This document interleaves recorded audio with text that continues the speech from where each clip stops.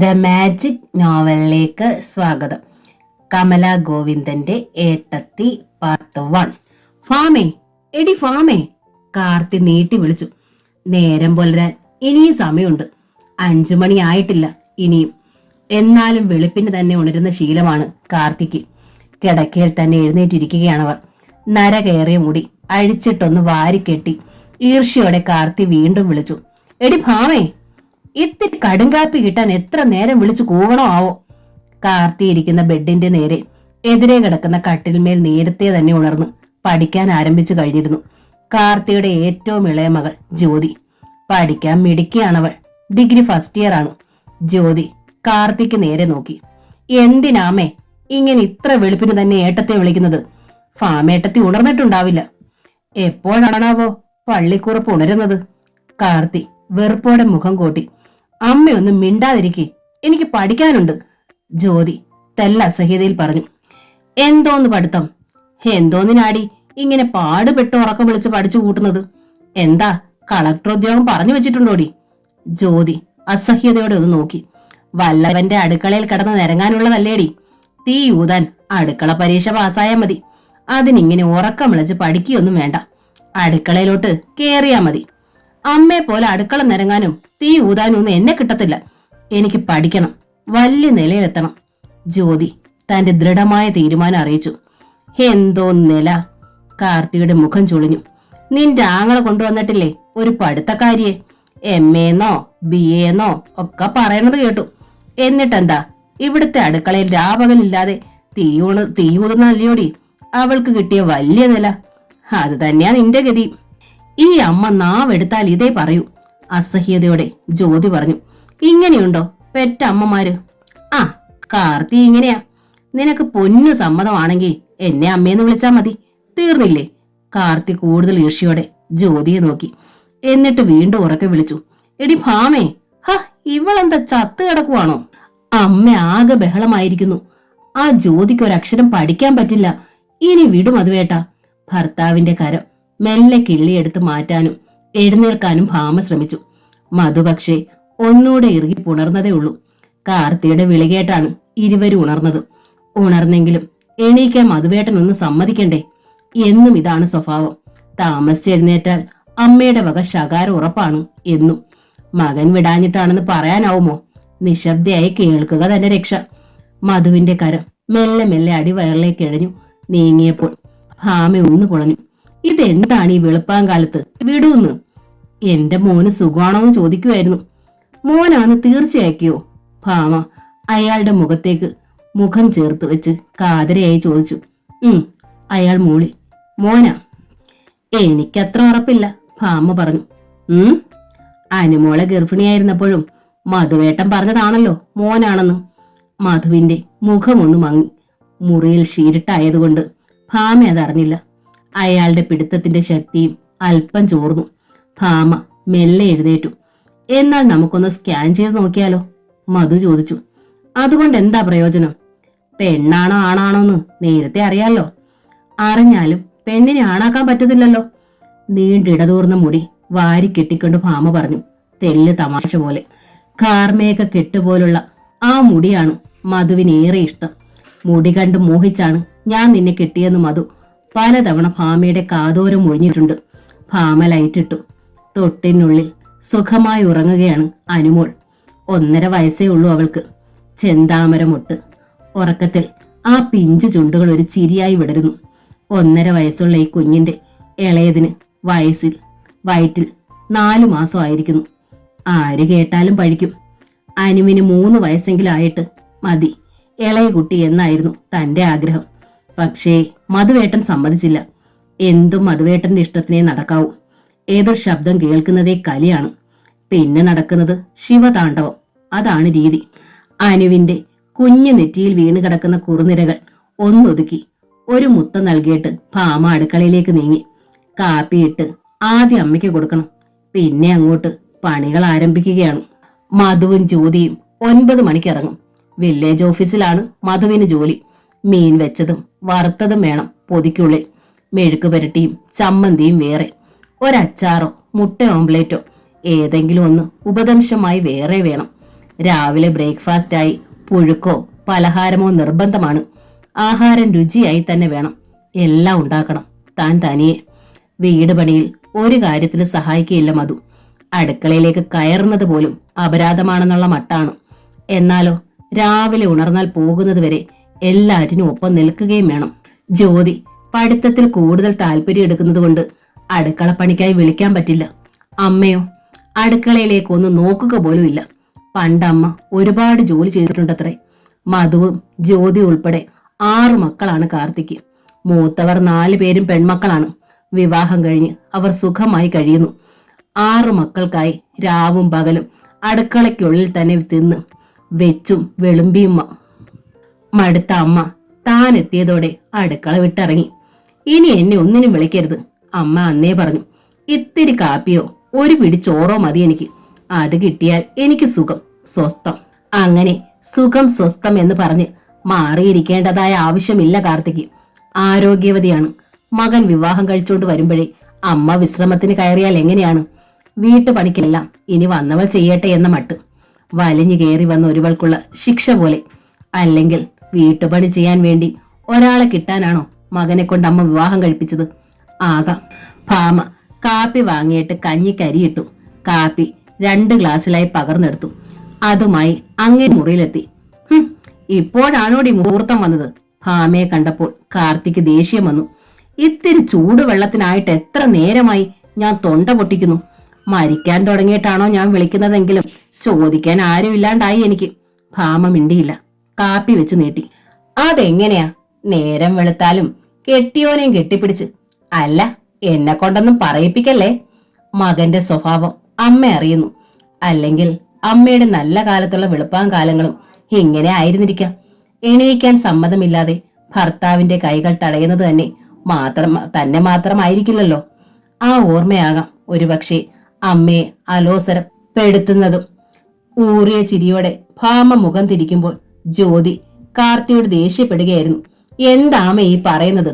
അമ്മയ്ക്കൊന്നും മിണ്ടാതിരുന്നൂടെ? മിണ്ടരുത് നീ.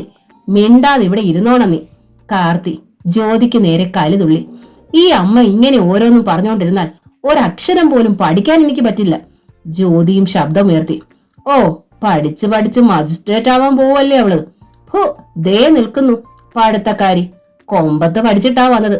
ഇപ്പോഴെന്തുവാ പണി? തീ ഊതല്. ഇതുപോലെ ഇരിക്കും. ആ, കാർത്തി ഭാമയുടെ നേരെ ചുണ്ടുകൂട്ടി. ജ്യോതിക്ക് കൂടി കാപ്പി നൽകി ഭാമ തിരിച്ചറിഞ്ഞി. ശരിയാണ്, പഠിച്ചത് ഒരുപാട് പ്രതീക്ഷകളോടെയാണ്. പോസ്റ്റ് ഗ്രാജുവേറ്റ് ആണ്. ജോലി കിട്ടാൻ ഒരുപാട് ആഗ്രഹിച്ചു. ടെസ്റ്റുകൾ പലതെഴുതി. ഇന്റർവ്യൂവിന് പോയി. ഒന്നും ശരിയായില്ല. ഒരു ജോലി, ഉയർന്ന ജീവിതം, എന്തെന്ത് മോഹങ്ങളായിരുന്നു. ഒടുവിൽ ഒരു ജീവനക്കാരനായ ഭർത്താവിനെ കിട്ടാൻ മാത്രം ബിരുദാനന്തര ബിരുദം ഉപകരിച്ചു. ഒരു പ്രൈവറ്റ് സ്ഥാപനത്തിൽ ചെറിയ ജോലി കിട്ടിയതാണ്. 2000 രൂപയോളം ശമ്പളവും ഉണ്ടായിരുന്നു. സ്വന്തം ആവശ്യങ്ങൾക്ക് ആരെ ആശ്രയിക്കാതെ കഴിയാമല്ലോ. പക്ഷേ വിവാഹം കഴിഞ്ഞതോടെ അതും ഇല്ലാതായി. നക്കാപ്പിച്ച ശമ്പളത്തിന് എന്റെ ഭാര്യ പോകുന്നത് എനിക്കിഷ്ടമല്ല, മധു പറഞ്ഞു. അങ്ങനെ ഉദ്യോഗത്തിന് പോയാൽ ഇവിടുത്തെ പണി ആര് നോക്കും? അമ്മയും വിലക്കി. വെച്ച് വിളമ്പി ഉദ്യോഗക്കാരിക്ക് തരാനൊന്നും എനിക്ക് വയ്യ. അതോടെ ആ ജോലിക്ക് പോകാതായി. അല്ലെങ്കിലും വിവാഹം വരെ ഒരു സ്ത്രീക്ക് സ്വന്തം ഇഷ്ടാനിഷ്ടങ്ങൾക്ക് പ്രാധാന്യം ഉണ്ടാവും. അത് കഴിഞ്ഞാൽ പിന്നെ ഭർത്താവിന്റെ വീട്ടുകാരുടെ ഇഷ്ടങ്ങൾ. ആ ഇഷ്ടങ്ങൾക്കായി മനസ്സിനെ രൂപപ്പെടുത്തി വാർത്തെടുക്കണം. സഹനശക്തി 100% ഉണ്ടായാൽ ജയിച്ചു. താനിപ്പോൾ മധുവേട്ടന്റെ അനുസരണയുള്ള ഭാര്യയാണ്. തന്റെ ലേബലും അതുമാത്രം. മധുവിന്റെ ഭാര്യ. അടുക്കളയിൽ തിരികെ എത്തി ചപ്പാത്തിക്ക് മാവ് കഴിക്കുമ്പോൾ ഭാമ സങ്കടത്തോടെ ഓർത്തു. ഇതാണോ താൻ ആഗ്രഹിച്ച ജീവിതം? അല്ല, ഒരിക്കലുമല്ല. പക്ഷേ പൊരുത്തപ്പെട്ടേ മതിയാകൂ, സഹിച്ചേ മതിയാകൂ. നേരം പുലർന്നപ്പോഴേക്കും ചപ്പാത്തി ചുടാൻ ആരംഭിച്ചു. കറികളും അടുപ്പത്തായി. അപ്പോഴേക്കും അനുമോൾ ഉണർന്ന് കരച്ചിലായി. അവൾക്കായി ചുട്ടുവെച്ചിരുന്ന ഏത്തപ്പഴവും ഫീഡിംഗ് ബോട്ടിലെ പാലും കൊടുത്തു. കഷ്ടം, തന്റെ മാറിൽ ഇപ്പോഴും പാലുണ്ട്. നെഞ്ചിൽ കെട്ടിക്കിടക്കുമ്പോൾ ബാത്റൂമിൽ കയറി പിഴിഞ്ഞു കളയുന്നു. അനുമോളുടെ വയറ്റിലെത്തേണ്ട പാൽ ബാത്റൂമിലെ തറയിൽ ഒട്ടിച്ച ടൈലിന്റെ പുറത്ത് വെളുത്ത അരുവിയാകുന്നു. വയറ്റിൽ മറ്റൊരു പൊട്ടി രൂപപ്പെട്ടപ്പോൾ ബ്രസ്റ്റ് ഫീഡിംഗ് പാടില്ലത്രേ. അനുമോൾ ആണാകുമെന്നാണ് മധുവേട്ടൻ പ്രതീക്ഷിച്ചിരുന്നത്. ഓഫീസിൽ ബെറ്റ് വെച്ചിരുന്നു. പക്ഷേ അനുമോൾ പെണ്ണായി ജനിച്ചപ്പോൾ മധുവേട്ടന്റെ മുഖം കരുവാളിച്ചു പോയി. ആ കരുവാളിപ്പ് മാറ്റാനാണ് ഉടനെ തന്നെ അടുത്ത കുട്ടിയുടെ ജനനം. അവനാണായിരിക്കും തീർച്ച. അതോടെ ആ ഫയൽ ക്ലോസ് ചെയ്യുക. 2 കുട്ടികൾ, ഒരാണും ഒരു പെണ്ണും. അത് മതി, ധാരാളം. ഇങ്ങനെയൊക്കെയാണ് മധുവേട്ടന്റെ തീരുമാനങ്ങൾ. 5 സഹോദരിമാരാണ് മധുവിന്. മൂത്തവർ 4 ചേച്ചിമാർ. കാർത്തിയും ഭർത്താവ് രാഘവനും കൂടി 4 പെൺമക്കളുടെ വിവാഹം നടത്തിവിട്ടപ്പോൾ ഇല്ലാതായത് 2 ഏക്കർ പുരയിടമാണ്. പെണ്ണിനെ കെട്ടിച്ചു മുടിഞ്ഞത്രേ. ആ ഓർമ്മയാകാം ഒരുപക്ഷെ പെൺകുട്ടി വേണ്ട എന്ന മധുവിന്റെ തോന്നലിന് കാരണം. പക്ഷേ ദൈവം മധുവിന് നൽകിയത് ഒരു പെൺകുഞ്ഞിനെയാണ്. പെണ്ണായി പോയതിന്റെ നിരാശയാവാം മധു അനുവിനെ ഒരു പരിധിയിലധികം കൊഞ്ചിക്കാറില്ല, സ്നേഹിക്കാറുമില്ല. പക്ഷേ പെണ്ണായാലും ആണായാലും പെറ്റമ്മയ്ക്ക് മക്കളോട് സ്നേഹത്തിന്റെ അളവ് കുറയുമോ? ഒരിക്കലുമില്ല. അതുകൊണ്ട് തന്നെ അനുവിനെ ഭാമ സ്നേഹം കൊണ്ട് വീർപ്പ് മുട്ടിച്ചു. അനു ആണായി പിറക്കണമെന്ന് ഭാമയെ ഒരുപാട് ആഗ്രഹിച്ചതാണ്. ആണിനെ ആഗ്രഹിക്കുന്ന ഭർത്താവിന് ആണിനെ തന്നെ പ്രസവിച്ചു നൽകുന്നതല്ലേ ഭാര്യയുടെ നിർവൃതി. പക്ഷേ ദൈവം കൂടി അതിന് സമ്മതിക്കണ്ടേ? അല്ലാതെ പറ്റില്ലല്ലോ. ചുട്ടുവെച്ച പഴവും പാലും അനുമോൾക്ക് നൽകുമ്പോൾ ഭാമ കണ്ടു. മുറ്റത്ത് നിന്ന് മധു എക്സസൈസ് ചെയ്യുന്നു. മോളുടെ ഹോർലിക്സ് തീർന്നു മധുവേട്ട. ആ, മധു മൂളി. ഓ, ഹോർലിക്സ് തീറ്റുന്നു. അടുക്കള പുറത്ത് വാരത്തിലിരുന്ന് മുറുക്കാൻ ചവയ്ക്കുന്ന കാർത്തി തെല്ലവജ്ഞയോടെ പറഞ്ഞു. എന്നാത്തിനാ വെറുതെ കാശ് കളയുന്നേ? 5 പെണ്ണിനെ ഞാൻ പെറ്റു. ഒരു ഹോർലിക്സും കൊടുത്തല്ല വളർത്തിയത്. ഈ പറമ്പിലുണ്ടാകുന്നതൊക്കെ വെന്തു വേവിച്ചു കൊടുത്തു. എല്ലാ പെമ്പിള്ളാരെയും വളർന്നു.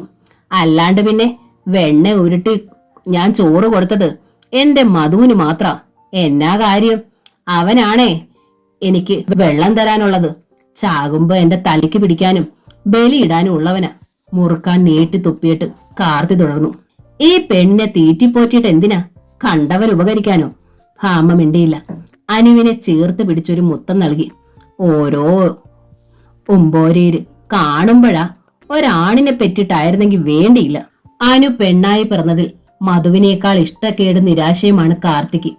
5 പെണ്ണിനെ പെറ്റി കഷ്ടപ്പെട്ട് വളർത്തിയത് കൊണ്ടാവും കാർത്തിക്ക് ഈ പെണ്ണിനെ വേണ്ട.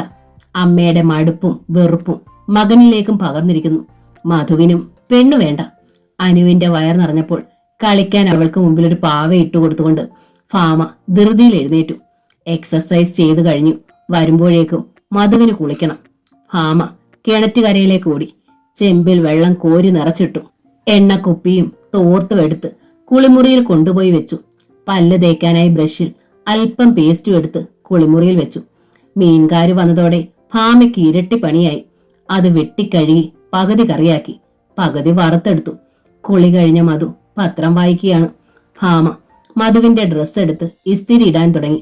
ഒരു ചുളിവോ അധികം മടക്കോ കണ്ടാൽ ആളിനത് ഇഷ്ടപ്പെടില്ല. കലിതുള്ളാൻ അത് മതി. കാരണം ഭാമ പാൻസും ഷർട്ടും ശ്രദ്ധയോടെ തേച്ച് മടക്കി വെച്ചു. അനു ഇടയ്ക്ക് ചിണുങ്ങി. അവളെ ഒക്കത്ത് വെച്ചുകൊണ്ടായി ബാക്കി പണികൾ. ചീപ്പും പൗഡറും മറ്റും യഥാസ്ഥാനത്തുണ്ടെന്ന് നോക്കി തിട്ടപ്പെടുത്തി. ഒരു കർച്ചീഫ് കൂടി എടുത്ത് റെഡിയാക്കി വെച്ചു. അടുക്കളയിലെത്തി. ജ്യോതിക്കും മധുവിനും ഉള്ള ടിഫിൻ എടുത്തു. എല്ലാവർക്കും കഴിക്കാനുള്ള ആഹാരവും ടേബിളിൽ എടുത്തു വെച്ചു. അപ്പോഴേക്കും മധു പുറത്തു പോകാനുള്ള വേഷത്തിൽ ഊണുമുറിയിലെത്തി കഴിക്കാനിരുന്നു. ഭാമ അയാളുടെ പ്ലേറ്റിലേക്ക് ചപ്പാത്തിയും മുട്ടക്കറിയും വിളമ്പി. നീ ഇനി എപ്പോഴാ കുളിച്ചൊരുങ്ങുന്നത്? എന്തെടുക്കുമായിരുന്നു നീ ഇത്രയും നേരം? മധു ചോദിച്ചു. ഭാമ അയാളെ നോക്കി. എന്തെടുക്കുകയായിരുന്നെന്ന്. എന്താ മധുവേട്ടാ? രാവിലെ ഞാൻ പറഞ്ഞില്ലേ ഹോസ്പിറ്റലിൽ പോകണമെന്ന്. എന്തിന്? സ്കാൻ ചെയ്യാൻ. മധുവേട്ടൻ കാര്യമായിട്ട് പറഞ്ഞതായിരുന്നോ? ഭാമ അമ്പരന്നു. പിന്നെ തമാശയ്ക്ക് പറഞ്ഞതാണോ? എങ്കിൽ എണീറ്റ് വന്നപ്പോ ഒന്നുകൂടെ പറയാമായിരുന്നില്ലേ? ഞാനെന്താ നിന്റെ പുറകെ നമ്മളെ വിളിച്ചു പറയണോ? അതല്ല, ഞാൻ ടിഫിനൊക്കെ ശരിയാക്കി കഴിഞ്ഞു. അതാണ് ഇത്ര വലിയ കാര്യം. വേഗം ഒരുങ്ങാൻ നോക്ക്. ടിഫിൻ അവിടെ ഇരുന്നോളൂ. അപ്പോ ഇന്ന് ഓഫീസിലേക്കല്ലേ? അല്ല. ഭാമയ്ക്ക് മനസ്സിലായി ഇനി എതിർത്തിട്ട് കാര്യമില്ല. എന്തെങ്കിലും കഴിക്കാൻ നിന്നാൽ താമസിക്കും. താമസിച്ചാൽ അതിനി ഇരട്ടി ദേഷ്യമാകും. ഭാമ പെട്ടെന്ന് കുളിമുറിയിലേക്ക് കയറി. മീൻ വെട്ടി കഴുകിയതാണ്. കുളിക്കാതെ പോകാനാവില്ല. കുളിച്ചു. അനുവിനെയും കുളിപ്പിച്ച് നല്ല ഉടുപ്പിടിയിച്ചു. ഒരുക്കി. ഭാമയും ഒരുങ്ങി നിന്നു. ഇതെങ്ങോട്ടാ? അണിഞ്ഞൊരുങ്ങി പുറപ്പാട്. ഭാമ വേഷം മാറ്റി വന്നപ്പോൾ കാർത്തിക് ഈർഷ്യായി.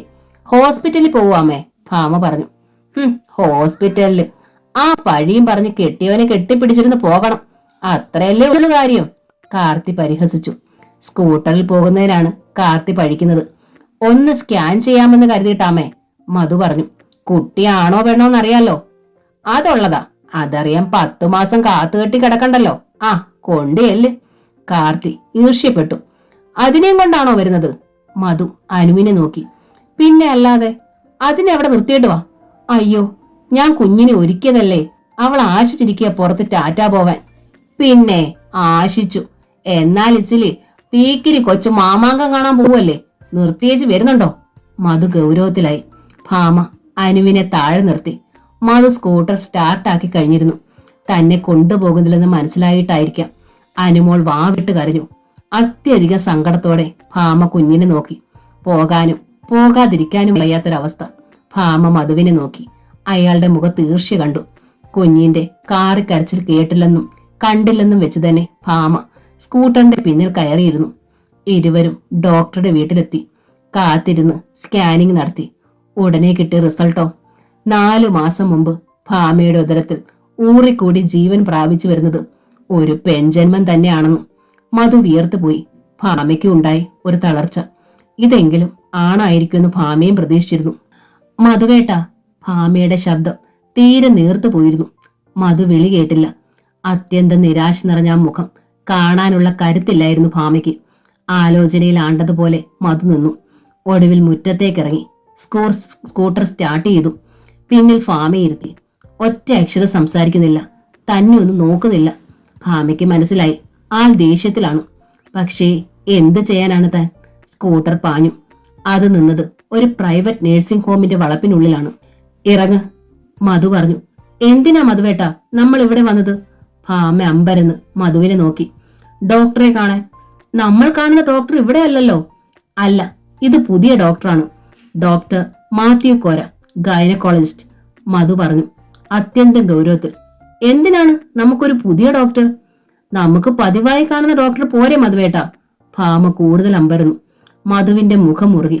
എന്താ മധുവേട്ടാ, കാര്യം പറയൂ. എന്തിനാണ് നമ്മൾ ഇവിടെ വന്നത്? ഭാമ മധുവിന്റെ തോളത്ത് ഒന്ന് അമർത്തി പിടിച്ചു. ഇനി ഒരു പെൺകുഞ്ഞിനെ എനിക്ക് വേണ്ട, അതിനാണ് ഇവിടെ വന്നത്. മധുവിന്റെ സ്വരം കനത്തു. അബോർട്ട് ചെയ്യാൻ. അയ്യോ! വയറിന്മേൽ അറിയാതെ പൊത്തിപ്പിടിച്ച് ഞെട്ടി നിലവിളിച്ചു പോയി ഭാമ. എന്താ മധുവേട്ട പറഞ്ഞത്? നമ്മുടെ കുഞ്ഞിനെ കൊല്ലാനോ? ഒരു നിലവിളി പോലെ ഭാമയുടെ സ്വരം വിറയാർന്നു. 2 ആൺമക്കളെയാണ് ഞാൻ ആഗ്രഹിച്ചത്. 1 പെണ്ണായി, പോകട്ടേന്ന് ക്ഷമിച്ചു. 2ാമത്തേതും പെണ്ണാകുന്നത് എനിക്ക് ഒട്ടും ഇഷ്ടമല്ല, മധു പറഞ്ഞു. അയാളുടെ സ്വരം വല്ലാതെ കടുത്തിരുന്നു. നമ്മുടെ ഇഷ്ടത്തിനനുസരിച്ചാണോ മധുവേട്ട ഇതൊക്കെ സംഭവിക്കുന്നത്? ദൈവനിശ്ചയമല്ലേ? ദൈവനിശ്ചയം വേണ്ട, എന്നെ കൊണ്ടൊന്നും പറയിക്കണ്ട. മധുവിന് ദേഷ്യം വന്നു. ഇനിയത്തേത് ആണായിരിക്കും മധുവേട്ട. ഭാമ അയാളെ അനുനയിപ്പിക്കാൻ നോക്കി. എന്ന് നിന്നോട് ദൈവം നേരിട്ട് വന്ന് പറഞ്ഞോ? പരീക്ഷണത്തിന് ഞാനില്ല. ഇങ്ങനെ പരീക്ഷിച്ച് എന്റെ അച്ഛന് മക്കൾ 6 ഉണ്ടായി. ഇനി ആ പരീക്ഷണം വേണ്ട. 2 എണ്ണത്തിനെ വളർത്താനുള്ള വരുമാനം എനിക്ക് കിട്ടുന്നുള്ളൂ. അത് 3 ആക്കണ്ട, അതിനെ കളഞ്ഞേ തീരൂ, മധു കടുപ്പിച്ച് തന്നെ പറഞ്ഞു. ഇല്ല, ഞാൻ സമ്മതിക്കില്ല, ഭാമ പറഞ്ഞു. നിന്റെ സമ്മതം ആരാണ് ചോദിച്ചത്? ഈ കുഞ്ഞ് എന്റെ വയറ്റിലല്ലേ. ഇതിനെ പ്രസവിക്കണോ വേണ്ട എന്ന് ഞാൻ കൂടി തീരുമാനിക്കണ്ടേ? അവളുടെ ശബ്ദം തെല്ലുറക്കെയായിപ്പോയി. ഹോസ്പിറ്റലിന്റെ മുറ്റത്ത് അങ്ങിങ്ങായി നിന്നിരുന്നവർ ശ്രദ്ധിക്കാൻ തുടങ്ങി. മധുവിന്റെ മുഖം പെട്ടെന്ന് ചുവന്നു. അയാൾ വണ്ടി തിരിച്ചു. കയറ്, അമർന്ന സ്വരം. ഭാമ പിന്നിൽ കയറിയിരുന്നു. അവൾക്ക് കണ്ണുകൾ നിറഞ്ഞുപോയി. എന്താണ് മധുവേട്ടൻ ഇങ്ങനെ? വിദ്യാഭ്യാസവും വിവരവും ഉണ്ടായിട്ട് പോലും ഇങ്ങനെ ആയാൽ പിന്നെ മറ്റുള്ളവരുടെ കാര്യം പറയണോ? ചെറിയിടത്ത് വണ്ടി നിർത്തി. മുറ്റത്ത് വണ്ടി നിർത്തിയിട്ട് ഗൗരവത്തിൽ മധു ഇറങ്ങി. നിറമെഴികളോടെ ഭാമയും വരാന്തയിൽ ഇരുന്ന് കളിക്കുകയാണ് അനു. അരികിൽ ഇരുന്ന് വെറ്റിലയിൽ ചുണ്ണാമ്പ് തേക്കുന്നു കാർത്തി. ഭാമ അകത്തേക്ക് ഓടിക്കയറി. പിന്നാലെ മധുവും. റൂമിലേക്ക് ചെന്നപാടെ ബെഡിലേക്ക് വീണ് കിടന്ന് കരഞ്ഞുപോയി ഭാമ. മധു പക്ഷെ അവളെ ബലമായി പിടിച്ചെഴുന്നേൽപ്പിച്ചു. ഞാൻ പറഞ്ഞാൽ എന്താടി നിനക്ക് അനുസരിച്ചാൽ?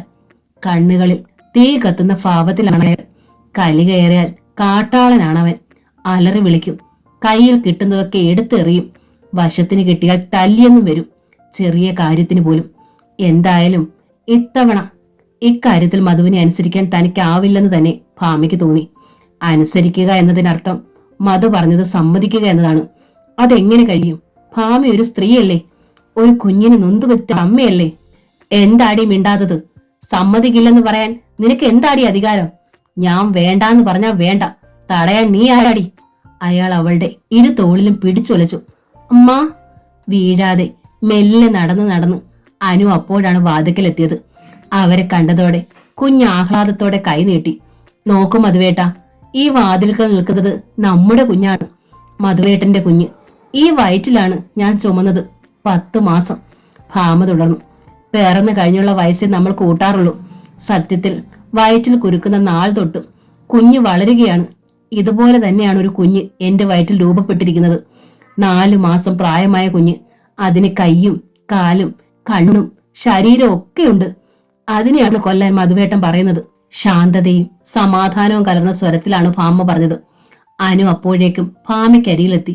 സാരിയുടെ ഞൊറിവുകളിൽ പിടിച്ച് മുകളിലേക്ക് നോക്കി വീണ്ടും വിളിച്ചു. മാ. എടുക്കാനുള്ള വിളിയാണ്.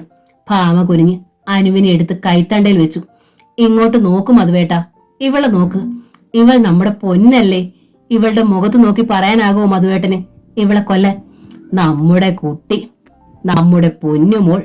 മധു പല്ല് കടിച്ചു. നാശം പിടിക്കാൻ കേറി വന്നേക്കുന്ന ആ സമയത്ത് മധു അനുവിനെ ഭാമയുടെ കൈത്തണ്ടയിൽ നിന്ന് വലിച്ച് താഴേക്ക് നിർത്തി. പെട്ടെന്നുള്ള ആ വലിച്ചിറക്കലിൽ പ്രതിഷേധിച്ച അനു കാറിക്കരഞ്ഞു. മധു അവളെ കൈത്തണ്ടയിൽ തൂക്കിയെടുത്ത് മുറുക്കി വെളിയിലേക്ക് നിർത്തി. ഭാമയ്ക്കരികിലേക്ക് വരാനായിരുന്ന കുഞ്ഞിന്റെ തുടയിൽ മധു ആഞ്ഞടിച്ചു. അങ്ങനെ നിർബന്ധം കൊള്ളില്ലല്ലോ. ആഹാ, അനുസരിക്കാൻ വയ്യല്ലേ? അയാൾ ചീറി. അയാളുടെ മുഖത്ത് വെറുപ്പ് നിറഞ്ഞു. സ്തംഭിച്ചു നിൽക്കുകയാണ് ഭാമ. ഇത്തിരിയില്ലാത്ത കുഞ്ഞിന്റെ തുടയിലാണ് ആഞ്ഞടിച്ചത്, അതും തന്നോടുള്ള ദേഷ്യം തീർക്കാൻ. എങ്ങനെ കഴിഞ്ഞു മധുവേട്ടൻ ഇങ്ങനെ? പെണ്ണായാലും ആണായാലും വേണ്ടിയില്ല, ഒരു കുഞ്ഞു മുഖം കണ്ടാൽ മതിയെന്ന് പറഞ്ഞു നേർച്ചയും പ്രാർത്ഥനയും കണ്ണീരുമായി കഴിയുന്ന എത്രയോ പേര് ഈ ഭൂമുഖത്തുണ്ട്. ദൈവത്തിനു മുൻപിൽ 2 കരങ്ങളും നീട്ടി നീട്ടി കരയുന്നവർ. ഇവിടെ കൈ നീട്ടും മുമ്പ് ചോദിക്കാതെ ദൈവം അനുഗ്രഹിച്ചു. അതിന്റെ ധിക്കാരമാണ്, അഹന്തയാണ്. അനുവിന്റെ കാറിക്കരച്ചിൽ നെഞ്ചിൽ ശരമുനകളായി പതിഞ്ഞപ്പോൾ ഭാമ വാതുക്കലേക്ക് നീങ്ങി. കുഞ്ഞിനെ ഒന്നെടുത്ത് ആശ്വസിപ്പിക്കാതെ വയ്യ. ഇവിടെ വാടി. മധു ഭാമയെ പിടിച്ചു നിർത്തി. ചോദിച്ചതിന് മറുപടി പറഞ്ഞിട്ട് പോയാ മതിയടി. മധുവേട്ടാ, കുഞ്ഞ്. ഭാമ ദീനയായി കേണു. എന്താടാ ഇവിടെ ഒരു പടപ്പുറപ്പാട്? കാർത്തി അങ്ങോട്ട് വന്നു. ഇതെന്തിനാ ഇങ്ങനെ കാറിക്കരയുന്നത്? മധു മിണ്ടിയില്ല. ഭാമയും. എടാ, ഈ കൊച്ചു കരയുന്നത് എന്തിനാണെന്ന്? കരയുന്നത് കേൾക്കാൻ വയ്യെങ്കില് കുറച്ച് തുണി അതിന്റെ വായിലോട്ട് വെച്ചു കൊടു. നിനക്ക് എന്താ ഭ്രാന്താടാ? ആ നാശത്തിന് എന്റെ മുൻപിൽ നിന്ന് കൊണ്ടുപോകുന്നുണ്ടോ? മധു ശബ്ദമുയർത്തി. കാർത്തി നെറ്റി ചുളിച്ച് അകത്തേക്ക് വന്നു. എടാ, എന്താ കാര്യം? പറയടാ. ഇതും പെണ്ണ, അത്ര തന്നെ, മധു അമർഷത്തോടെ പറഞ്ഞു. കാർത്തിയുടെ മുഖവും വാടി. തന്റെ ഗിരിതന്റെ മകനും ഉള്ളതെല്ലാം വിറ്റുപെറുക്കി പെണ്ണിനെ കെട്ടിയാൽ തന്നെ പണി. 4 എണ്ണത്തിന് വിട്ടിട്ടു തീർന്നോ? ഇനിയും നിൽക്കുന്നു ഒരെണ്ണം കൂടി. അതിനെ കൂടെ കെട്ടിച്ച് അതിന്റെ കടം വീട്ടി വരുമ്പോൾ വീണ്ടും ഇതാ ഓരോന്നായി ഉണ്ടാകുന്നു. ഒരു ഡോക്ടറെ കണ്ട് 2500 അല്ലെങ്കിൽ 5000 കൊടുത്താൽ തീരാനുള്ള കേസേ ഉള്ളൂ. ഭാവിയിൽ ഞാൻ ഉണ്ടാക്കേണ്ടത് 5 ലക്ഷമാ. അത് വെച്ച് നോക്കുമ്പോൾ ഇതെത്ര നിസ്സാരം. പക്ഷെ സമ്മതിച്ചില്ലവൾ. മധു ഭാമയെ തുറച്ചു നോക്കി. ഇനിയും പെണ്ണിനെ പെറ്റു വളർത്തി അവൾ അടങ്ങും. കാർത്തി ഇരുവരെയും നോക്കി. ഭാമ ആശയോടെ അമ്മയെ നോക്കി. 6 മക്കളെ പെറ്റു വളർത്തിയ അമ്മയാണവർ. 6 മക്കൾക്കായി വീതിച്ചു നൽകിയ വാത്സല്യ തേൻകൂട് ഇപ്പോഴും ആ നെഞ്ചിലുണ്ടാവില്ലേ? അതിൽ തേനിറ്റു നിൽക്കുന്നില്ലേ? ഈ മഹാപാപം ചെയ്യല്ലേടാ മകനെ എന്ന് അമ്മ പറഞ്ഞാ മതി. മധുവേട്ടന്റെ വീറ് കുറയും. അവന് വേണ്ടെങ്കിൽ പിന്നെ നീ എന്തിനാടി പൊത്തിപ്പിടിക്കുന്നത്? കാർത്തി ചോദിച്ചു. അവൻ പറയുന്നത് പോലെ അങ്ങ് ചെയ്യേ. അമ്മേ. ഭാമ നടുങ്ങിപ്പോയി. താൻ കണ്ട ഏക അത്താണിയാണ് നഷ്ടപ്പെട്ടത്. നിലയില്ലാ കയത്തിൽ എത്തിപ്പെട്ടിയതുപോലെ ഭാമയ്ക്ക് ശ്വാസം മുട്ടി. എന്തിനാ ഒത്തിരി പെണ്ണിനെ? കാർത്തി ചോദിച്ചു. ഇങ്ങനെ വല്ല വഴിയും പണ്ടുണ്ടായിരുന്നെങ്കിൽ 5 എണ്ണത്തിന് ഞാൻ പ്രസവിക്കത്തില്ലായിരുന്നു. എന്റെ ഈശ്വര. ഭാമ നെഞ്ചിൽ കൈവെച്ചുപോയി. സത്യാ ഞാൻ പറയുന്നത്. അത്രയ്ക്ക് കഷ്ടപ്പെട്ടു ഞാൻ. അനുഭവിച്ചാലേ അത് ബോധ്യാകൂ. കാർത്തി സാക്ഷ്യപ്പെടുത്തി. ഇനിയത്തെ ആണായിരിക്കും അമ്മേ, ഭാമ പറഞ്ഞു. എന്നെന്താടി ഉറപ്പ്? മധു പൊട്ടിത്തെറിച്ചു. ഇങ്ങനെ നീ കഴിഞ്ഞ തവണയും പറഞ്ഞതല്ലേ? അത് ഭാമയ്ക്ക് ശബ്ദം നഷ്ടപ്പെട്ടു. നീ മാത്രമല്ല ഈ ഭൂമിയിൽ പെണ്ണ്. നീ മാത്രമല്ല ഗർഭിണിയാകുന്ന സ്ത്രീ. ഒരുപാട് പേരുണ്ട്. അതിൽ കുറെ പേരെങ്കിലും അബോഷന് വിധേയരാകുന്നുണ്ട്. ആവശ്യമെങ്കിൽ അത് നടക്കും. ഇത് ലോകത്തിലെ ആദ്യ സംഭവമൊന്നുമല്ല, മധു ശക്തിയായി തന്നെ പറഞ്ഞു. എനിക്ക് കഴിയില്ല മധുവേട്ട. എന്റെ മുൻപിൽ അനുമോളുടെ മുഖമാണ് കാണുന്നത്. ബലം പ്രയോഗിക്കാൻ എനിക്ക് അറിയില്ലെന്ന് നീ കരുതുന്നുണ്ടോ? ബലം പ്രയോഗിച്ചൊന്നും ഒരു അബോഷം നടക്കില്ല, എനിക്കറിയാം. എന്റെയും കൂടി പൂർണ്ണ സമ്മതം വേണം. ഓഹോ, ഇതാര് പറഞ്ഞു? ആരാണ് പറയേണ്ടത്? പത്രം വായിക്കുന്നില്ലേ എല്ലാരും? കുറ്റകൃത്യത്തിന്റെ പട്ടികയിലാണ് പെൺഭ്രൂണഹത്യ, അറിയൂ? എടി, മധുവിന്റെ കൈ ധരിച്ചു. അതെ, പെണ്ണിനെ വേണ്ടെന്ന് പറഞ്ഞ് അബോർട്ട് ചെയ്യുന്നവരെ ക്രിമിനൽ കുറ്റത്തിന് വരെ കേസെടുക്കാം.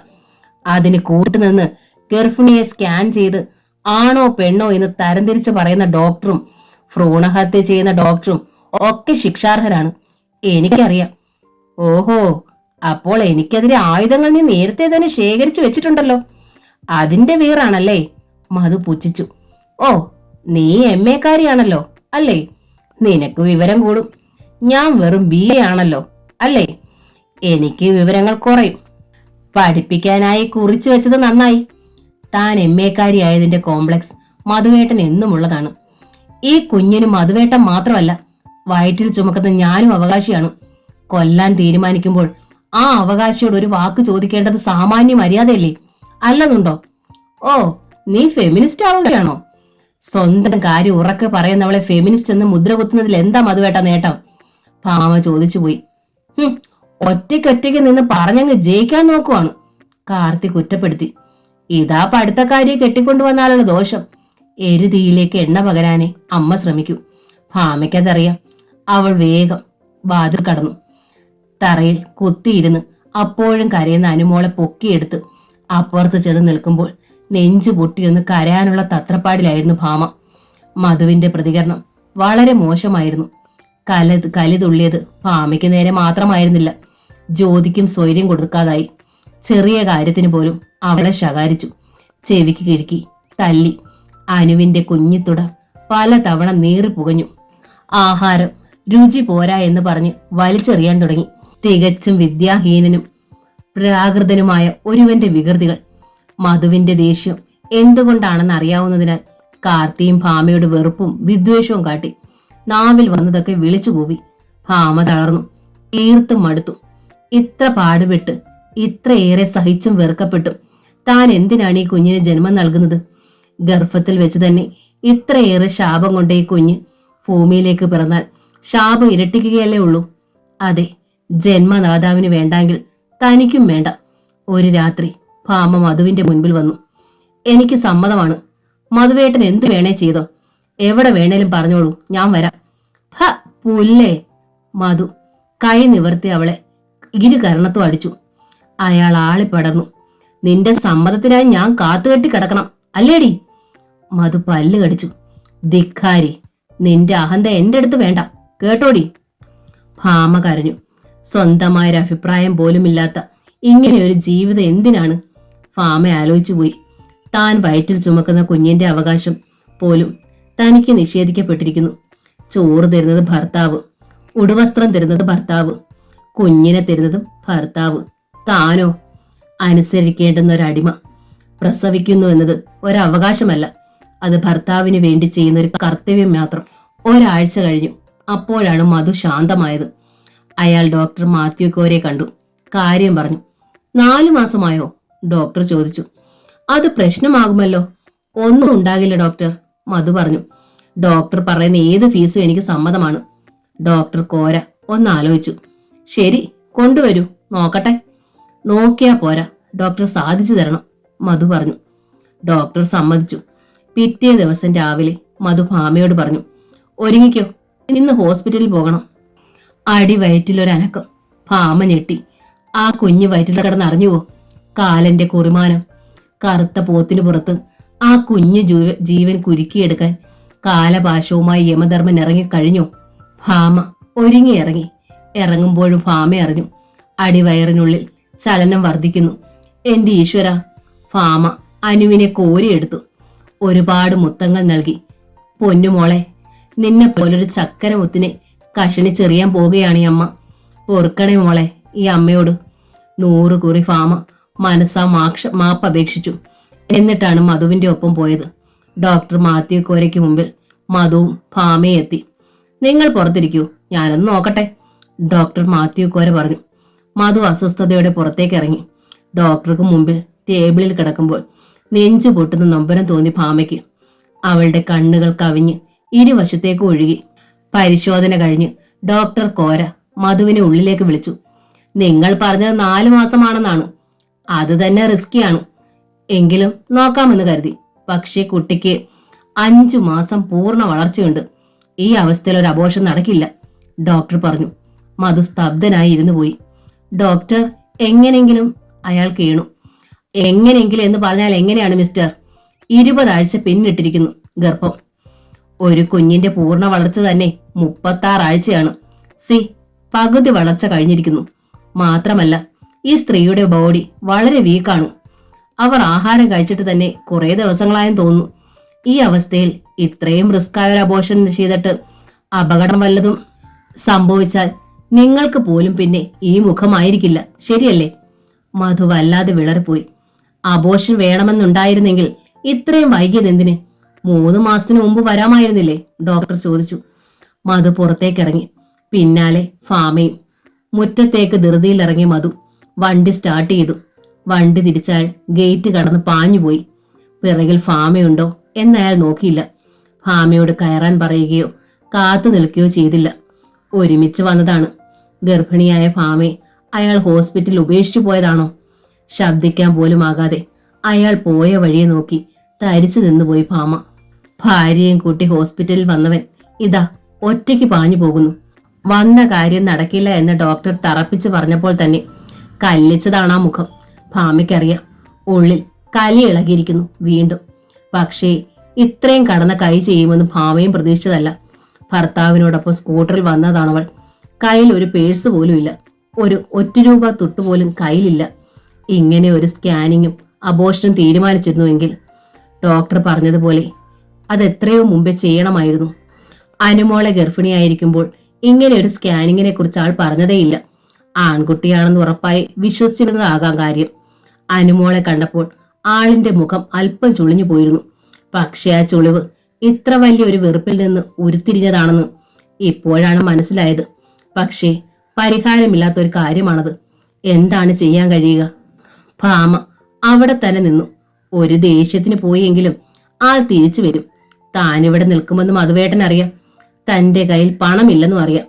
അതിരാവിലെ പച്ചവെള്ളം പോലും കുടിക്കാതെ വീട്ടിൽ നിന്ന് പോന്നതാണ്. ഭാമ വാച്ചിൽ നോക്കി. മധുവേട്ടനെ കാണുന്നില്ല. പോയിട്ടിപ്പോൾ 1 മണിക്കൂറോളം ആകുന്നു. എന്താണ് ഇവിടെ നിൽക്കുന്നത്? പലരും ചോദിച്ചു തുടങ്ങി. ഹോസ്പിറ്റലിൽ നിന്ന് 8 കിലോമീറ്റർ ദൂരമുണ്ട് ചെറിയിടത്തേക്ക്. തിരിച്ചു പോകാം. 3 രൂപയാണ് ടിക്കറ്റ് ചാർജ്. അതില്ലാതെ എങ്ങനെ ബസ്സിന് പോകും? 3 രൂപയുടെ വില ഇത്ര വലുതാണെന്ന് ഭാമ ആദ്യമായിട്ട് അറിയുകയായിരുന്നു. ആരോടും ചോദിക്കാൻ അഭിമാനം സമ്മതിച്ചില്ല. കയ്യിലും കഴുത്തിലും ഒക്കെ അത്യാവശ്യ ആഭരണങ്ങളുണ്ട്. 3 രൂപയ്ക്ക് വേണ്ടി അത് ഒരു പണയം വെക്കാനാവില്ല.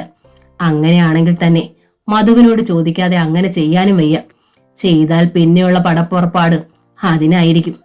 ഭാമ നടന്നു. മറ്റൊരു വഴിയും മുമ്പിലില്ല. ഒരു ഓട്ടോറിക്ഷ പിടിക്കാമെന്ന് വെച്ചാലും ധൈര്യമില്ല. മധു വീട്ടിലേക്കല്ല പോയതെങ്കിൽ ഓട്ടോ ഡ്രൈവർക്ക് കൊടുക്കാൻ പണം വീട്ടിലുണ്ടാവില്ല. ആവശ്യമുള്ള സാധനങ്ങൾ വീട്ടിലെത്തിക്കും എന്നതിലപ്പുറം ഭാമയുടെ കയ്യിൽ 5 രൂപ പോലും കൊടുക്കുന്ന സ്വഭാവം മധുവിന് ഒരിക്കലുമില്ല. വല്ലാതെ വീർത്തുപോയി ഭാമ. വിശപ്പ് കൊണ്ട് തളർച്ചയേറി. അല്ലെങ്കിലും അന്ന് സ്കാൻ ചെയ്യാൻ പോയിട്ട് വന്നതിൽ പിന്നെ ഭാമ ശരിക്കും ആഹാരം കഴിച്ചിട്ടില്ല. എല്ലാം കൂടി ഓർക്കുമ്പോൾ വിശപ്പ് താനെ കിടന്നു. പിന്നെ എങ്ങനെ ആഹാരം തൊണ്ടയിൽ നിന്നിറങ്ങും? 1-2 കിലോമീറ്റർ കഴിഞ്ഞപ്പോഴേക്കും ഭാമ വല്ലാതെ തളർന്നു. വഴിയിൽ വീണു പോകുമെന്ന് വല്ലാതെ ഭയപ്പെട്ടു. വീഴരുതേ എന്ന് പ്രാർത്ഥിക്കുകയും ചെയ്തു. കോളേജിലേക്ക് പോകുന്ന വഴിയാണ് ജ്യോതി. ബസ്സിനുള്ളിൽ ഏതാണ്ട് മുൻവശത്തായി നിന്നിരുന്നത് കൊണ്ടാവാം വല്ലാത്തൊരു അമ്പരപ്പോടെ ജ്യോതി ആ കാഴ്ച കണ്ടു. വഴിയോരത്തൂടെ നടന്നു പോകുന്ന ഭാമ. എന്ത് പറ്റി ഭാമേട്ടത്തിക്ക്? മധുവേട്ടൻ എവിടെ? ജ്യോതി അടുത്ത സ്റ്റോപ്പിൽ ഇറങ്ങി. ഓടിയും നടന്നു അവൾ പുറകോട്ട് വന്നു. എഴഞ്ഞും വലിഞ്ഞും മുമ്പോട്ട് നടക്കുന്ന ഭാമയെ പിന്നിൽ നിന്ന് അവൾ പിടിച്ചു നിർത്തി. എന്താ ഭാമേട്ടത്തി ഇത്? എവിടെ പോകുന്നു? ഓടി വന്നിന്റെ കിതപ്പോടെ ജ്യോതി ഭാമയ്ക്ക് മുമ്പിൽ നിന്നു. ഏട്ടൻ എവിടെ? ഭാമേട്ടത്തി ഇതെന്താ ഒറ്റയ്ക്ക്? ഒറ്റ പൊട്ടിക്കരച്ചിലായിരുന്നു ഭാമ. എന്തിനെന്നറിയാതെ, അല്ലെങ്കിൽ എല്ലാ സങ്കടങ്ങളും ഒരുമിച്ച് പൊട്ടി തുറന്നതാകാം. വഴിയാണെന്ന് ഓർത്തില്ല. മുമ്പിലൊരു കൊച്ചു പെൺകുട്ടിയാണ് നിൽക്കുന്നതെന്ന് ഓർത്തില്ല.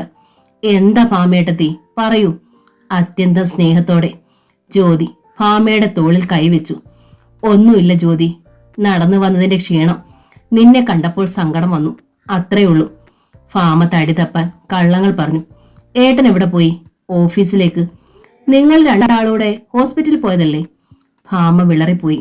വീട്ടിൽ കുറച്ചു ദിവസമായി നടക്കുന്ന പൊട്ടലും ചീറ്റലും കലിതുള്ളലും എടുത്തറിയലും ഒക്കെ ജ്യോതിയെ അറിയുന്നുണ്ട്. പല സംഭാഷണ ശകലങ്ങളിൽ നിന്നും വിഷയവും അറിഞ്ഞിട്ടുണ്ട്. അതുകൊണ്ട് തന്നെ ജ്യോതി ഭാമയെ തറച്ചു നോക്കി. ആ അതെ, ഹോസ്പിറ്റലിൽ പോയതാ. അവിടെ ചെന്നപ്പോൾ ഡോക്ടറെ കാണാൻ കഴിഞ്ഞില്ല. അദ്ദേഹം ലീവാണ്. എന്നാൽ പിന്നെ പോയാക്കാമെന്ന് പറഞ്ഞു മധുവേട്ടൻ ഓഫീസിലേക്ക് അങ്ങ് പോയി. ഭാമ തപ്പി തടഞ്ഞ് കഥ മെനഞ്ഞു. ഏട്ടത്തി നടന്നു വരുന്നത് എന്താണെന്നാ ഞാൻ ചോദിച്ചത്. ജ്യോതി വീണ്ടും ചോദിച്ചു. അത് പിന്നെ ധൃതിക്കിടയിൽ മധുവേട്ടൻ അങ്ങ് പോയി. വണ്ടിക്കൂലി തരാൻ മറന്നു. പോയി കഴിഞ്ഞാ ഞാനും ഓർക്കുന്നത്. ആരോടെങ്കിലും പറയാൻ പറ്റുമോ വണ്ടിക്കൂലിക്ക് പണം കയ്യിലില്ല എന്ന്? ഇത്രയും ദൂരമല്ലേ ഉള്ളൂ. ഞാൻ ഇങ്ങ് നടന്നു. ജ്യോതി വാച്ചിൽ നോക്കി. ഈ പരുവത്തിൽ ഇത്രയും ദൂരം നടന്നാൽ ഏട്ടത്തി വഴിയിൽ വീണു പോകുമല്ലോ. ജ്യോതി ഭാമയെ ശ്രദ്ധയോടെ വീക്ഷിച്ചു. അവളുടെ കണ്ണുകൾ കലങ്ങിയിരിക്കുന്നതും മുഖത്തെ ക്ഷീണവും ശ്രദ്ധിച്ചു. അല്ല, ഒന്ന് വീണ് കിട്ടിയാൽ അത് നല്ലതാ. കാശു മുടക്കാതെ തന്നെ വയറ്റിൽ കിടക്കുന്ന കുഞ്ഞ് ചത്ത് കിട്ടുമല്ലോ. ഭാമ അത്യന്തം ദീനയായി ജ്യോതിയെ നോക്കി. അല്ല, ഇത്തരം അച്ഛന്മാർക്ക് ഒരു മക്കളും ജനിക്കാതിരിക്കുന്നത് തന്നെയാ നല്ലത്. താൻ ഭൂമിയോളം ചവിട്ടി താഴ്ത്തപ്പെടുകയാണെന്ന് തോന്നി ഭാമയ്ക്ക്. ഒരു കൊച്ചു പെണ്ണിന്റെ ശബ്ദത്തിന് മുമ്പിൽ പുഴുവാകുന്നു. ഏട്ടത്തിയായിട്ടാണ് ഇതിനൊക്കെ സമ്മതിക്കുന്നത്. ഭർത്താവാണെന്ന് കരുതി എന്ത് പറഞ്ഞാലും അനുസരിക്കണമെന്ന് നിയമമുണ്ടോ? ഭാമ മുഖം തിരിച്ചു. അവളുടെ മിഴികളിൽ കണ്ണീർ വന്ന് മൂടുന്നുണ്ടായിരുന്നു. എനിക്കറിയാം, പെൺവർഗത്തോട് മധുവേട്ടന് അത്ര ഇഷ്ടമല്ല. ഓർമ്മ വെച്ച നാൾ മുതൽ ഞാൻ അനുഭവിക്കുന്നവളാണ്. സതിച്ചേച്ചിക്ക് ശേഷം മധുവേട്ടനുണ്ടായി. അതോടെ പിന്നെ ഒരു ജനനം ആരും പ്രതീക്ഷിച്ചിരുന്നില്ല. ഒരുപക്ഷെ അമ്മ അച്ഛനും പോലും. വർഷങ്ങൾക്ക് ശേഷം ഞാൻ ജനിക്കേണ്ടി വന്നു പോയതാണ്. എന്നും മധുവേട്ടന്റെ കണ്ണിൽ ഞാനൊരു കരട് തന്നെയാണ്. അതാണ് തൊട്ടതിനും പിടിച്ചതിനും ഒക്കെ എന്നെ ശാസിക്കുന്നതും ശിക്ഷിക്കുന്നതും. ദൂരെ നിന്ന് വണ്ടി വന്നപ്പോൾ ജ്യോതി കൈ കാട്ടി നിർത്തി ഭാമയോടൊപ്പം കയറാൻ തുടങ്ങി. നിനക്ക് കോളേജിൽ പോണ്ടേ ജ്യോതി? ഭാമ ചോദിച്ചു. ഇന്നിനി വേണ്ട, ഞാനും വരാം. വീട്ടിലെത്തുന്നതിന് മുമ്പ് ഭാമയേട്ടത്തി ഇവിടെ എവിടെങ്കിലും വീണുപോയാലോ? ഇരുവരും ബസ്സിൽ കയറി. ടിക്കറ്റ് ചാർജ് ജ്യോതി തന്നെ കൊടുത്തു. ഒരു നാത്തൂൻ എന്നതിലുപരി സ്വന്തം കൂടപ്പറപ്പായി തന്നെ ഭാമയെ കാണുന്നതാണ് ജ്യോതിക്കിഷ്ടം. ഇന്നോളം ഭാമ ജ്യോതിയെയും അങ്ങനെ തന്നെയാണ് കണ്ടിട്ടുള്ളത്. പ്രീ ഡിഗ്രിയോടെ ജ്യോതിയുടെ പഠിപ്പ് നിർത്താനായിരുന്നു മധുവിന്റെ പ്ലാൻ. ഓ, പഠിച്ചിട്ട് എന്തോത്തിനാ? ഇത്തിരി കൂടുതൽ പഠിപ്പിച്ചാൽ കൂടുതൽ സ്ത്രീധനം ഉണ്ടാക്കേണ്ടതായി വരും. അല്ലാതെന്താ, നീ വല്ല ചെറുക്കന്മാരെ നോക്കടാ മധു. കാർത്തിയും മധുവിന്റെ അഭിപ്രായത്തോട് ചേർന്നു. എന്നാൽ പഠിക്കാനും ജോലി സമ്പാദിക്കാനും സ്വന്തം കാലിൽ നിൽക്കാനുമാണ് ജ്യോതി ആഗ്രഹിച്ചത്. വിവാഹം എന്ന ചടങ്ങ് മാത്രമോ ഭർത്താവും കുട്ടികളും ഉൾപ്പെടുന്ന കുടുംബം മാത്രമോ അല്ല ഒരു സ്ത്രീയുടെ ലക്ഷ്യവും ജീവിതവും എന്ന് ജ്യോതി നന്നായി മനസ്സിലാക്കിയിട്ടുണ്ട്. അവൾക്ക് മുമ്പിൽ മറ്റൊരു ലോകമാണ്, യാഥാർത്ഥ്യങ്ങളുടെ ലോകം, തുറന്ന ലോകം. ആ ലോകത്ത് എല്ലാം കണ്ടും അറിഞ്ഞും ജീവിക്കാനാണ് ജ്യോതിക്കിഷ്ടം. എന്നാൽ മധുവിന് തീരെ താല്പര്യം ഉണ്ടായിരുന്നില്ല അതിന്. അവൻ തടസ്സം നിന്നു. പഠിപ്പ് നിർത്തി തന്നെ ജീവിതത്തിന്റെ ദുരന്തത്തിലേക്ക് എടുത്തെറിയുകയാണെന്ന് തോന്നിപ്പോയി ജ്യോതിക്ക്. അവൾ കരഞ്ഞു, ഒരുപാട് കരഞ്ഞു. പട്ടിണി സമരം നടത്തി. ഒരു ദൈവദൂതികയെ പോലെ മധുവിന്റെ മനസ്സ് മാറ്റി പഠിക്കാൻ വീണ്ടും അവളെ കോളേജിൽ അയക്കാൻ പ്രേരിപ്പിച്ചത് ഭാമയാണ്. തന്റെ ജീവിതവും ഭാവിയും എല്ലാം ഏറ്റവും വലിയൊരു ദുരന്താവസ്ഥയിൽ നിന്ന് രക്ഷിച്ചത് ഭാമയാണെന്ന് തന്നെ ജ്യോതി വിശ്വസിക്കുന്നു. ആ നന്ദിയും സ്നേഹവും അവൾക്ക് എന്നും ഭാമയോടുണ്ട്. ചെറിയടത്തെത്തിയപ്പോൾ കാർത്തി ജ്യോതിയെ നേരിട്ടു. എന്താടി നീ തിരികെ പോന്നത്? ഇന്ന് പഠിത്തമില്ലേ? ഞാൻ ഭാമേട്ടത്തേക്ക് കൂട്ടുവന്നതാ, ജ്യോതി പറഞ്ഞു. വെറുതെ ചെറുക്കന്റെ കാശ് കളയാനായിട്ട് പഠിക്കാനാണെന്നും പറഞ്ഞിറങ്ങും. കാർത്തി അമർഷം പൂണ്ടു. എന്നിട്ട് ഭാമയുടെ നേരെ തിരിഞ്ഞു. അവനെന്തേ? പോയി, ഓഫീസിലേക്കാവും.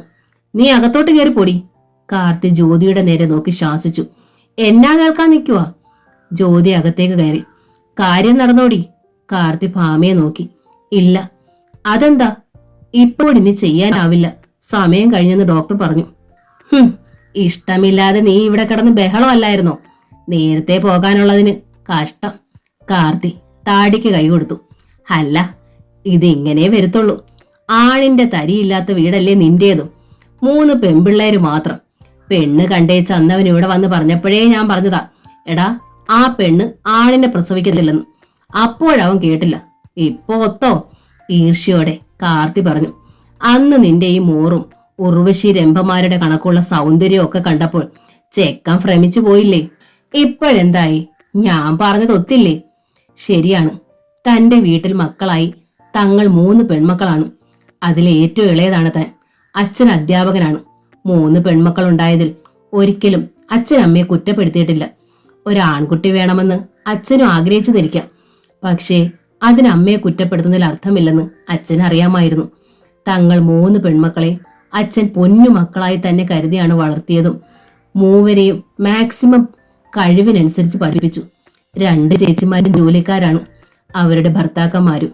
ഏറ്റവും മൂത്തത് രാധിക ചേച്ചി, പോസ്റ്റ് ഓഫീസിലാണ് ജോലി. രണ്ടാമത് ലളിത ചേച്ചി, മെഡിക്കൽ കോളേജിലെ നേഴ്സാണ്. ജോലി കിട്ടിയിട്ട് മതി വിവാഹമെന്ന് താനും ഒരുപാട് ആഗ്രഹിച്ചതാണ്. കിട്ടിയില്ല. ഒടുവിൽ ഒരു ജോലിക്കാരന്റെ ആലോചന വന്നപ്പോൾ അച്ഛൻ പറഞ്ഞു, ഇക്കാലത്ത് ഒരു ജോലിക്കാരെ കിട്ടാൻ വലിയ ബുദ്ധിമുട്ടാ മോളെ. നമുക്ക് ഈ വിവാഹം നടത്താം. നീ ഒരുപാട് ടെസ്റ്റുകൾ എഴുതിയിട്ടുണ്ടല്ലോ. ജോലി പിന്നാലെ കിട്ടിക്കോളും മോളെ. അച്ഛനും അമ്മയും നിർബന്ധിച്ചപ്പോൾ ശരിയെന്ന് സമ്മതിച്ചു പോയി. മധുവേട്ടന്റെ സുഭകത, ചിരി, പെരുമാറ്റം ഒക്കെ തന്നെയും വശീകരിച്ചു കഴിഞ്ഞിരുന്നു. ഒരുപാട് സങ്കല്പങ്ങളോടെ, ഒരുപാട് പ്രതീക്ഷകളോടെ വലതുകാലം വെച്ച് താൻ ഇവിടെ വന്നു. തന്റെ ഏതെങ്കിലും പ്രതീക്ഷ ഇവിടെ എത്തിയിട്ട് പൂവണിഞ്ഞിട്ടുണ്ടോ?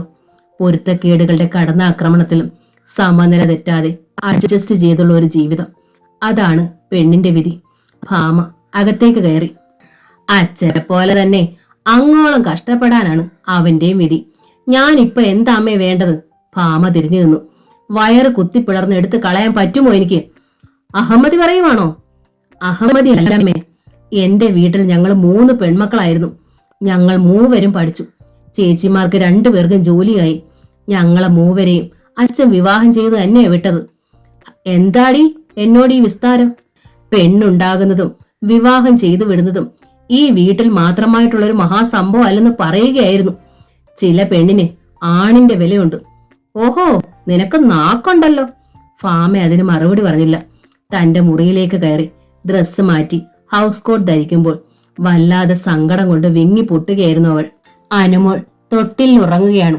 പെണ്ണായി ഈ ലോകത്ത് പിറന്നുപോയ ഒരു നിർഭാഗ്യ വിത്ത്. കണ്ണുകൾ തുടച്ച് പുറത്തേക്ക് വരുമ്പോൾ ചൂട് ചോറും കൂട്ടാനും വിളമ്പിയിരുന്നു ജ്യോതി. ഇത് കഴിക്കേട്ടത്തി. വിശപ്പില്ല മോളെ. വിശക്കാതിരിക്കാനും മാത്രം എന്തുണ്ടായി ഇവിടെ? ജ്യോതി ചോദിച്ചു. വേണ്ടാന്ന് ഏട്ടൻ വാശി പിടിച്ചു. പക്ഷേ ദൈവനിശ്ചയം വേണമെന്നാണ്, മനസ്സിലായില്ലേ? ഇനി അടങ്ങിക്കോളും. അടങ്ങുമോ മോളെ? ഭാമ ജ്യോതിയുടെ മുഖത്തേക്ക് പ്രത്യാശയോടെ നോക്കി. പിന്നല്ലാതെ ഫാമിയേട്ടത്തി എന്തിനാ മധുവേട്ടൻ ഇത്രയേറെ ഭയപ്പെടുന്നത്? ഒന്നുമില്ലെങ്കിൽ ഏട്ടത്തി ഒരു പോസ്റ്റ് ഗ്രാജുവേറ്റ് അല്ലേ? പോസ്റ്റ് ഗ്രാജുവേറ്റ് അല്ല, കളക്ടർ ആയാലും സ്ത്രീ വെറും സ്ത്രീ മാത്രമാണെന്ന് കരുതുന്ന ഭർത്താവാണ് കൂടുള്ളതെങ്കിൽ എന്ത് ചെയ്യും മോളെ? അത് വകവെച്ചു കൊടുത്തിട്ടാണ്. അത് പറഞ്ഞാൽ നിനക്കിപ്പോ മനസ്സിലാകില്ല മോളെ. എന്താ മനസ്സിലാകാതിരിക്കാൻ? ദാമ്പത്യത്തിൽ കുട്ടികൾക്കുള്ള അവകാശം ഭാര്യയ്ക്കും ഭർത്താവിനും തുല്യമാണെന്ന് മനസ്സിലാക്കാൻ വിവാഹം കഴിക്കണമെന്നൊന്നുമില്ല. ഒരാളുടെ മാത്രം ഇഷ്ടത്തിനോ അനിഷ്ടത്തിനോ വേണമെന്നോ വേണ്ട എന്ന് വെക്കുന്ന ഒന്നല്ലത്. ഏറ്റവും ചുരുങ്ങിയ പക്ഷം ഈ ഗർഭം ഏട്ടന്റെ വയറ്റിലല്ലോ, ഏട്ടത്തിയുടെ വയറ്റിലല്ലേ. ആ അധികാരവും ഗർവും എങ്കിലും കാട്ടിക്കൊടുക്കണമായിരുന്നു. ജ്യോതിയുടെ വീറ് കണ്ടപ്പോൾ ചിരിക്കാനാണ് ഭാമയ്ക്ക് തോന്നിയത്. പറയാനുള്ള ചങ്കൂറ്റം വേണം. പകരം കണ്ണുനീരൊഴുക്കുമ്പോഴാണ് അവര് ചവിട്ടടിയിലേക്ക് തള്ളുന്നത്, അറിയാമോ? കോളേജിലേതോ സിംബോസിയത്തിൽ പ്രസംഗിക്കാൻ പഠിച്ച വാചകങ്ങൾ പോലെ ജ്യോതി പറഞ്ഞുകൊണ്ടേയിരുന്നു.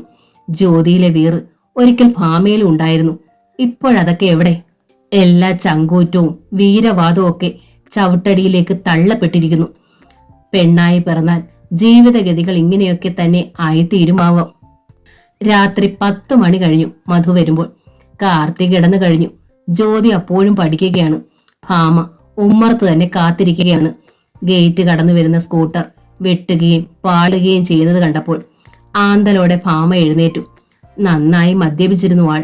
ഇത്രയും മദ്യപിച്ചിട്ട് ഒരപകടവും കൂടാതെ ഈ വണ്ടി ഓടിച്ച് ആളെങ്ങനെ ഇവിടെ എത്തി? രാവിലെ ഹോസ്പിറ്റലിൽ ഭാര്യ ഉപേക്ഷിച്ച് കടന്നു കളഞ്ഞ ആളാണ് പാതിരാത്രിക്ക് വീട്ടിലെത്തിയിരിക്കുന്നു.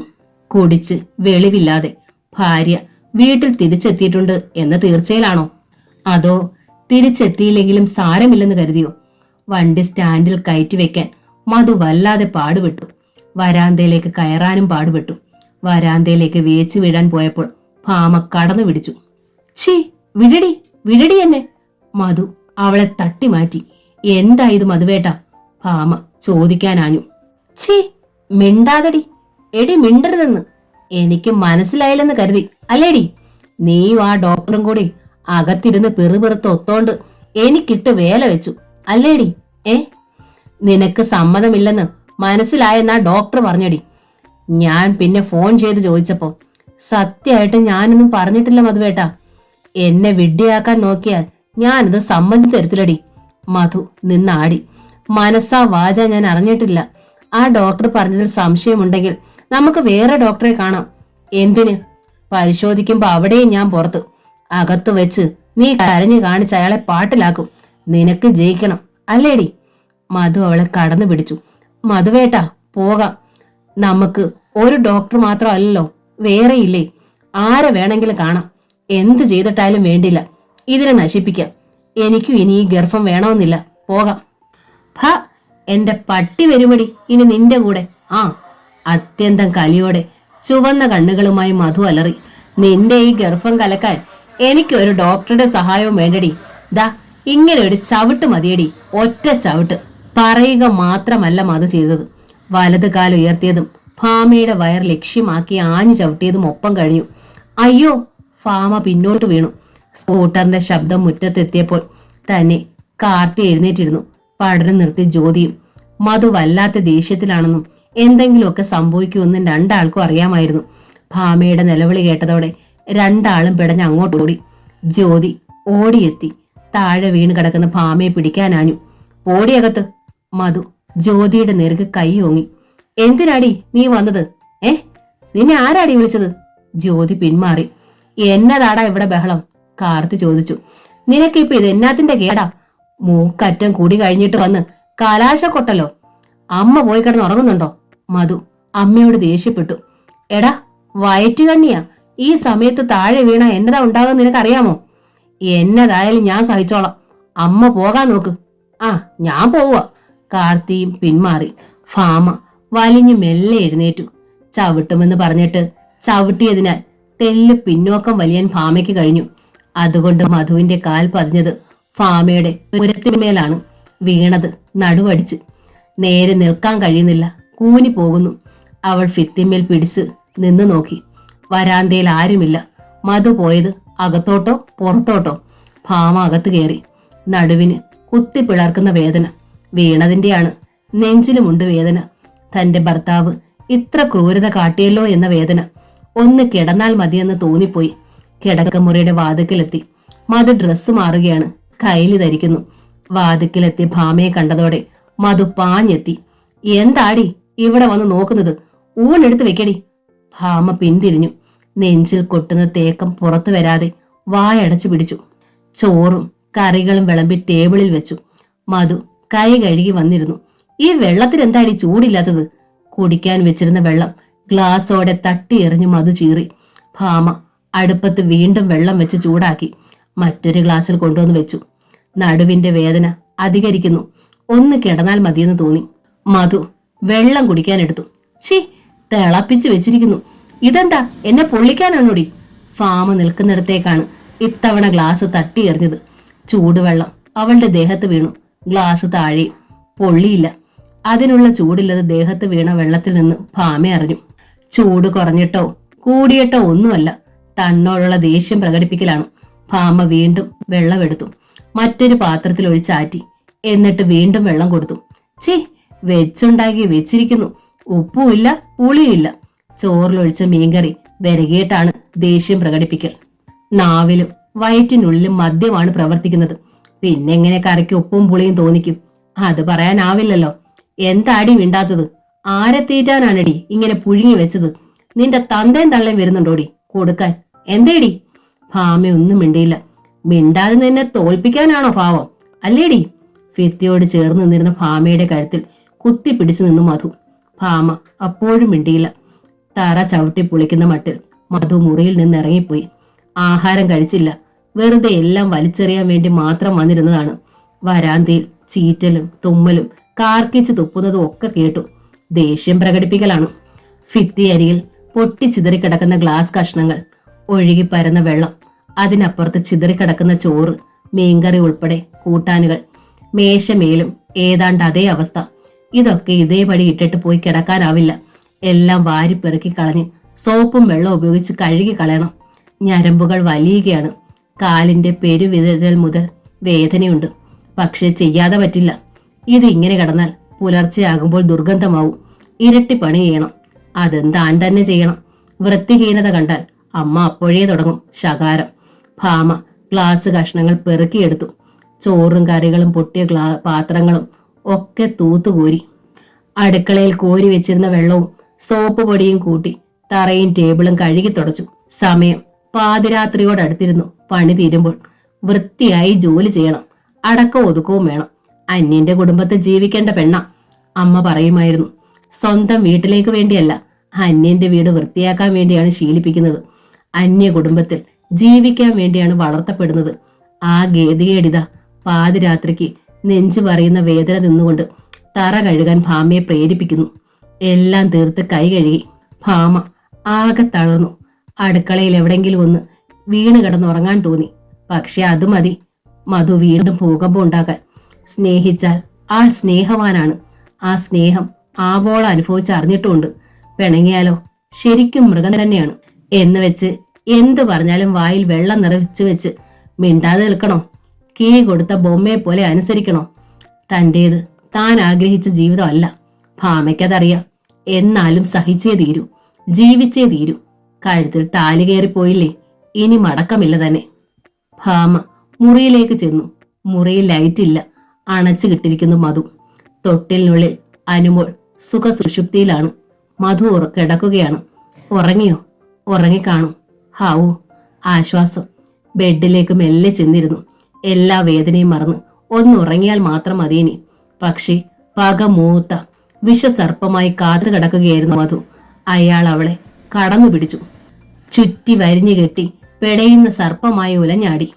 താലി കെട്ടിയ ഭാര്യയാണ് കൂടുതലുള്ളതെന്നോ, അവൾ 4-5 മാസം ഗർഭിണിയാണെന്നോ, അല്പം മുമ്പ് താൻ അവളെ തൊഴിച്ച് താഴെ ഇട്ടതാണെന്നോ ഒക്കെ മറന്നുകൊണ്ടുള്ള ഒരു ആക്രമണമായിരുന്നു അത്. കാട്ടുപോത്തിന്റെ ക്രൗര്യം. ഏട്ടത്തി എന്ന നോവലിന്റെ ഈ ഭാഗം ഇവിടെ പൂർണ്ണമാവുകയാണ്. അടുത്ത ഭാഗം ഉടൻ തന്നെ അപ്ലോഡ് ചെയ്യുന്നതായിരിക്കും. Thank you.